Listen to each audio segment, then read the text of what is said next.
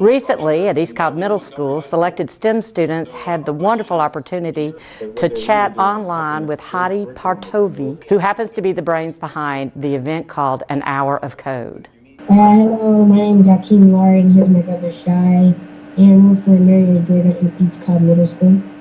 And our question for you is how do you see computer science impacting the future? First of all, I'd say you guys are living in a unique time when half the stuff that you take for granted is stuff that only 10 years ago people thought, wow, that's the future. And usually when people talk about the future, they think like what's going to happen in 100 years or in 50 years. Right now, just even thinking 5 years ahead, there's incredible things that are happening. It's a live interactive event where students from all over the country are able to ask questions about computer coding. 30, 40 years, technology and computer science is going to change so much in our world. I mentioned earlier about not just cars that drive themselves, but you don't need to own a car if it can drive itself. And in that kind of a world, trucks can be able to drive themselves.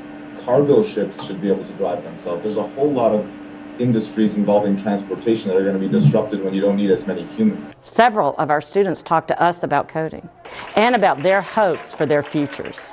I think it's a good thing and an interesting thing because of the fact that it's all around us, and so if you learn at an early age, it's not scary like Mr. Pachavi told us about, because it's surrounding us, and so if we can understand, and that way if we get introduced to a new thing, it'll be like sight reading in music, because we can get it and we can say, okay, this is what it is, these are the elements, and I know how to use this, even if you just got it 2 minutes ago.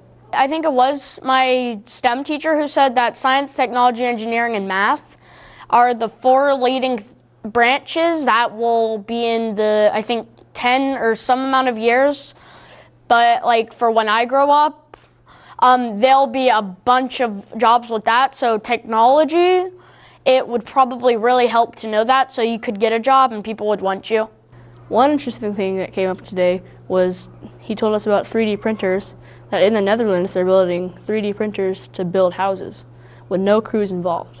The way they do that is they wheel in the 3D printer and they put it over where they want to build a house. They pour in a bunch of materials, and then the 3D printer builds the house all like the person wanted it to build. I'm programming this whole game because the whole base of this game is to catch the pig, which is that guy, the green one. And to do that, I am putting in specific codes to catch him. And I'm going to move forward twice. As you can see, I'm putting that code in to move forward twice.